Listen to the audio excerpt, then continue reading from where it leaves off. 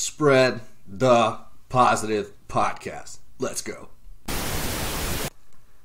Welcome to the second episode of the Spread the Positive Podcast. I have a very special guest with us today. His name is Joel Bigelow, founder of Endure Athletics here in Murfreesboro, Tennessee, a nonprofit designed to facilitate the homeless youth in the area through athletic events and after-school type activities.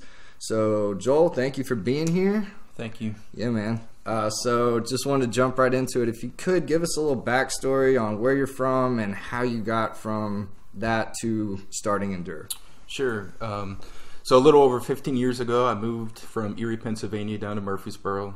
I started a job at Steel Technologies. I spent 13 years there. And through the 13 years of driving to work every day, there's a notorious rent-by-week motel that I had to pass by. And just seeing the numerous amount of kids that call that place home, that are out there on the bus stops, and doing a little bit more research and finding out that during my time at Steel Tech, that motel itself had the highest amount of registered sex offenders in the state of Tennessee. Man. So I just really wanted to reach out to these kids and see if we couldn't, like you said, spread some positive. Absolutely. That's what it's all about.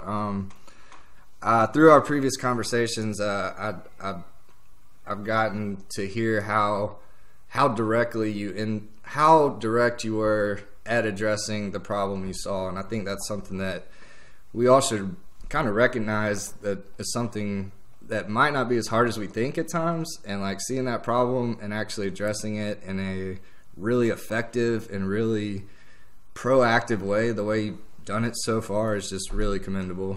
So I appreciate that. It definitely takes commitment, and it takes a family commitment. My wife is right along this with me. We've been married 12 years, have 4 kids together, and all of them super involved. Absolutely.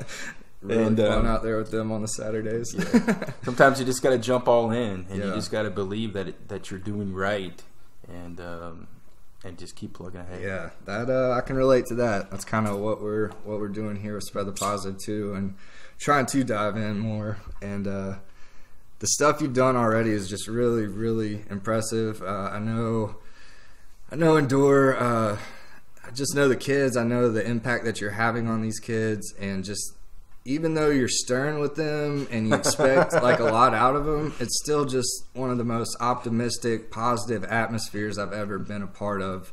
And I'd like to try to get to the bottom of how you do that. It's probably pretty tricky. That's it's interesting that you say that we are stern. I am stern, but I treat them like my own children. Right. We love on them, we hug on them, and there's times that you got to just tell them, like, hey man, come on, yeah, better than step that. it up. So for us is not only with the programs that we offer, our after school programs, our Saturday programs, our 9-week summer camp, which is absolutely phenomenal, the experiences that they have to have, but we're involved in their daily lives. Yeah. We do over 300 meals a month we serve to the kids. Wow. Like I said, we hug on them. We're involved in their grades, in their schooling. We're emergency school contacts for some of the kids. Sadly, I hate to say that. So, we're just really, really involved in their whole aspects of their lives, and just really that support system, what they need, and what they lack. Just to break that cycle. I've heard you say that a bunch of times. Absolutely. It takes an intervention and an education to break the vicious cycle of poverty. Endure Athletics is the intervention, and each and every one of our kids are getting better and better with their grades. We have a handful that are honor students. Our oldest took his ACTs for the first time, has a 3.1 GPA, and has been accepted into MTSU. Big time. Playing rugby. Absolutely. On the 16th ranked team in the country. That's big time. Shout out to, you know who you are. I don't know about the names and stuff at this point. So he knows. Good job. That's huge, man. Like, from not even knowing where a meal's coming from to playing rugby at MTSU. Like, I know you don't like to toot your own horn, but that's a really big transition. It's that's huge. Yeah, it's completely huge, and it's something that we go to campus a lot. We tailgate at all MTSU home games, and just that experience of being on campus and saying like, "Hey, I can be here. I can do this. This is something that's achievable." It's a beautiful campus, and it just gives them hope, and they know know what that means, and it's huge. Yeah, absolutely. I could not agree more. A lot of people in any kind of situation, like I listened to Short Story Long. It's what got me really hooked on this. It's Chris Dramapath from the Robin Big Days, but he talks about like he came up in Ohio. And Akron, Ohio, like not the most ideal spot. And he said the biggest thing for him was just to get to a place where he did get to witness that. Like his whole dream was to get to LA. He did that. And then he saw what was possible. And that's exactly what you're doing with these kids. And I think that's incredible. So it's huge. Thank you. It is. So much about what we do is exposure. We want to expose them to, like what we say, the world outside their motel door. Right. Last year, we took the group to their first baseball game ever. I mean, these kids have 12, 13, 14 years old and never been to a baseball game. That's crazy. We got to do that in style. We were in a suite at the Nashville Sounds. Right. Living it up. Yep. To that, to swimming, to Chattanooga, to the aquariums, and just stuff. To the Preds, all kinds of different things. Hockey for the first time ice skating. Again, so many things that me and you and other families take for granted. They don't have that opportunity. Exactly. And that's what we want to provide to them, that they can do anything that they want to do in life. Exactly. And we need to expose them to that so they know they have that chance. Right. One other thing that I've picked up on, and something that I commend you for as well, is the not settle type mentality when it comes to that stuff. Because I hate to say it, a lot of these types of programs just like they'll facilitate enough to get by, right? Like they'll help regardless. I'm not knocking anybody. Trust me, not knocking anybody. What I'm saying is they don't instill that sense of pride that I've seen you instill in these kids, and I think that's another thing that's just really crazy. Like I've done these at risk. I volunteered all through high school, did that special needs 1-on-1 all through college. Like I'm familiar with this landscape, and again, just the energy and the camaraderie and the never fighting, like it's crazy how these kids engage. And again, man, I just got to give you a nod. And Jeannie, your daughters, it's not you, we collectively, like Dr. Farley, Sam, all these people are just so connected and are passionate about like making a change in these kids' lives, and it's incredible. So yeah, that's big. Yes, our goal is to give them a first-class experience. We believe, just like any children, they deserve an opportunity for first class, and we try to provide that for them every single day. I think that's huge. I do. I believe wholeheartedly in my heart that they deserve it. Yeah. They don't know what that is. Right. They don't know what first class is. So we want to show them, like, you are equal. Absolutely. You are equal to any other child in this area. You are equal, and we want to provide that equal opportunity for each and every That's the one. best thing I've heard. I just love it, man. It's imperative. I mean, when one example I like to give, on Christmas Day, we go by, and what people need to understand is when they hear about they live in a motel. Look, this isn't the Hilton, okay? Mm-hmm. This isn't the Embassy Suites, all right? They have a little microwave in those rooms. There's 6, 7, 8 people living in this one hotel room that is filled with drugs. It's filled with, there's sex offenders that use them as addresses. Everything bad that you can imagine happens at these places. Right. On Christmas Day, we go and we provide homemade lasagnas, full meals that they can sit back with their families to enjoy. When I delivered one to the door on Christmas Day, there was bags of toys in this one room. Bags. These kids literally jumped through all these bags of toys and said, "What's for dinner?" Yeah. When we came with the food. I mean, so again, you can provide Man, toys, real. you can do God, these things, real. but you want to know something that's real is Food. that food. Right. Something that we, again, take for granted. Right. Man, that's The great. last 7 days the kids have been out of school. These kids rely on school for food. Mm-hmm. I reached out to a family that they didn't have any. I delivered some food to their door again yesterday, and to see a 10, 11-year-old girl just stare at that bag, stare at it, is something, I'm telling you, it hits right to your heart. Yeah, it's doing it. I haven't even seen it. So while we do sports, while we connect with all that stuff, we also take care of their basic needs, man. And That's we're there. We're boots on the ground. We're not sitting up in some office doing this, doing that. We are boots on the ground, working these motels, working these kids and finding them, working with the school counselors, finding out what they need, working with their teachers. I've sat in a parent-teacher conference. Yeah. And that's how involved we are. But we don't come in and take over. It's a slow process to be able to start good relationships with parents, with guardians. Right. But that's what it takes. It takes Yeah. to be boots on the ground. Absolutely. Y'all do that. y'all got those boots strapped up tight, and y'all are definitely on the ground. But yeah, that's a lot of it, man. I don't want to beat a dead horse or anything, but future plans. Where do you see Endure getting to, or what's the ultimate goal, so to speak? As I was saying before, there's 1,266 homeless children right now in Rutherford County. That number grows each and every day. So for us, it's the continue of growth. Number one, we talk a lot about our Endure house.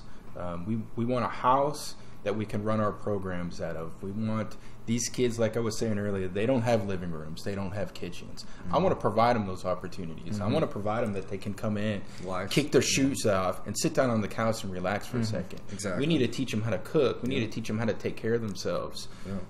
We want to convert the bedrooms into computer lab rooms, reading rooms, having game rooms, changing the garage to a gym, all those types of things to give them. I want to give them a home quote experience, but still be able to work all of our programs. Through your programs. That's it's an incredible vision. I'm obviously behind it 1,000%.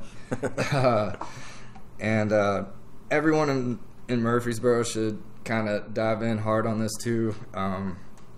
Like I've said, I've been at Saturday things, went to the ice skating stuff. Like I look forward to Saturday mornings more than a lot of stuff. So Joel's doing some incredible stuff. Their house is going to be crazy. It's in the process of coming together still.